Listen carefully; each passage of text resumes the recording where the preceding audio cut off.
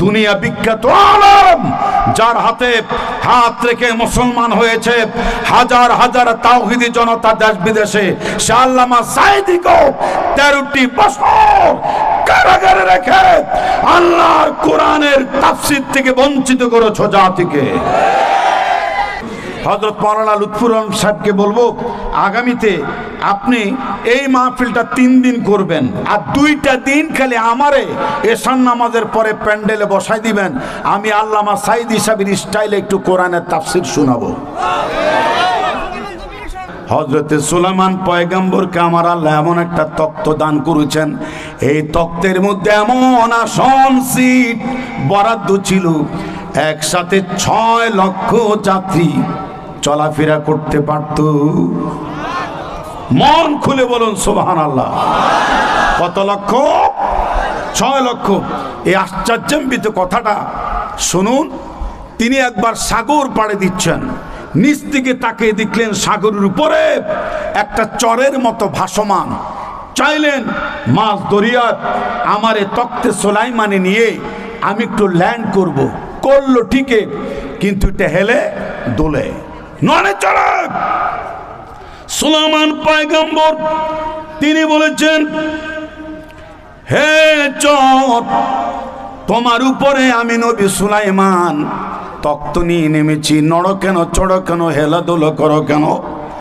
তখন একটি আওয়াজ ভেসে এসেছে, নবী সুলাইমান, আপনি আমাকে এই সাগরে আমার উপরে যে নঙ্গর করেছেন, ল্যান্ড করেছেন, চর বাসমান চর মনে করে। আমি বাসমান কোন চর না, মাটির চর নয়, আমি আল্লাহর এই সাগরের একটি মাছ। পিঠটা খালি উপরের দিকে জাগায় দিয়েছে, ওইটাকে আপনার চর মনে করে আমার উপরে তক্তে সুলাইমানে থামাইছেন। আমি কোনো চর না, মাটি না, আমি সাগরের ভাসমান একটা মাছ। চিৎকার মেরে কোন সুবহানাল্লাহ। জি,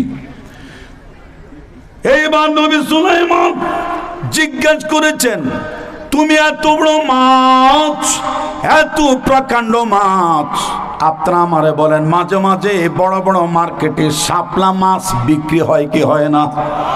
জোরে বলেন। অনেক প্রশস্ত।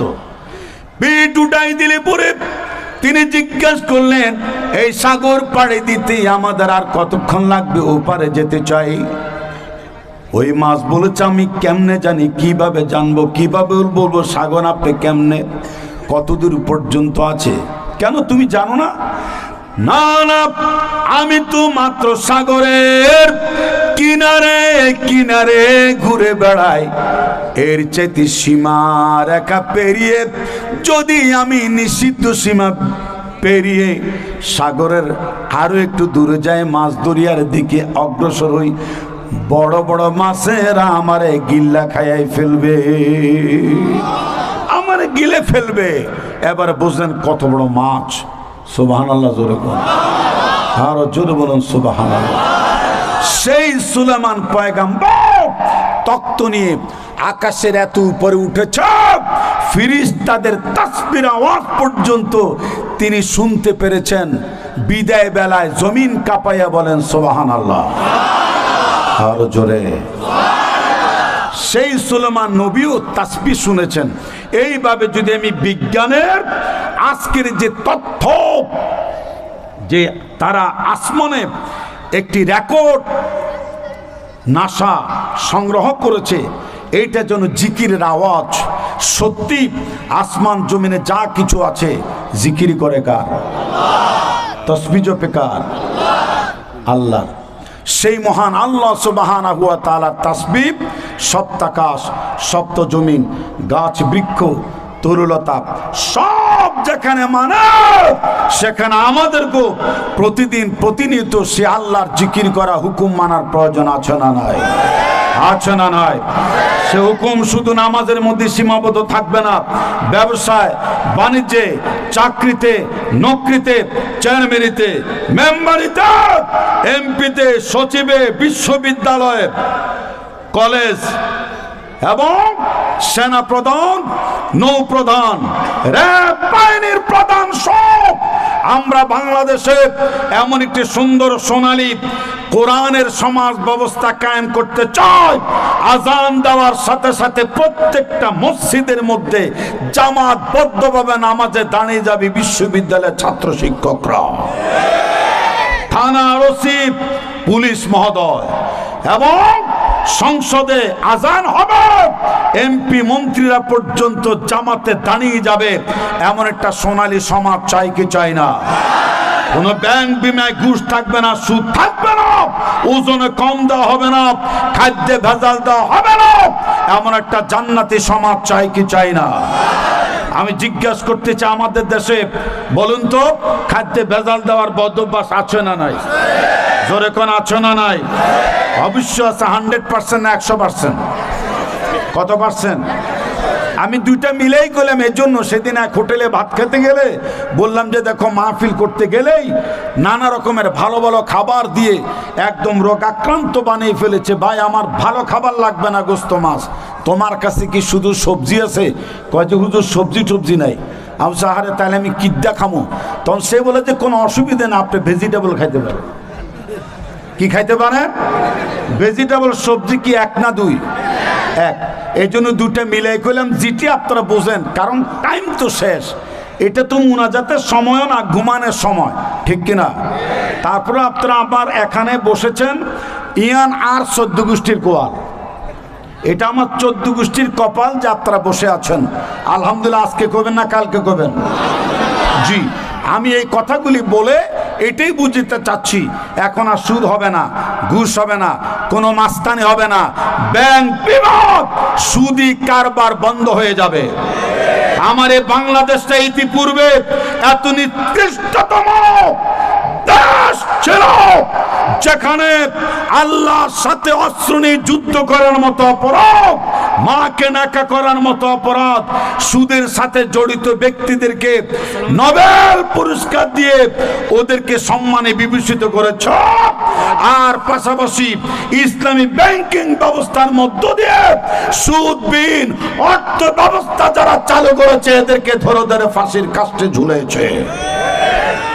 আমি একটু পরে সুযোগ দিচ্ছি, দাঁড়াও একটু পরে। আমি কথাগুলো গুছাইনি, আমি পুরা ওয়াজটা আমি শুনেছি আজকে। আমার এই কথাগুলো না হলে এই প্যান্ডেলটা পরিপূর্ণতা হবে না। এই সুন্দর মাহফিলটা, এই সরালো কিছু কথা তো বলার প্রয়োজন আছে না নাই? আপনারা কি খুশি? আপাতত খুশি।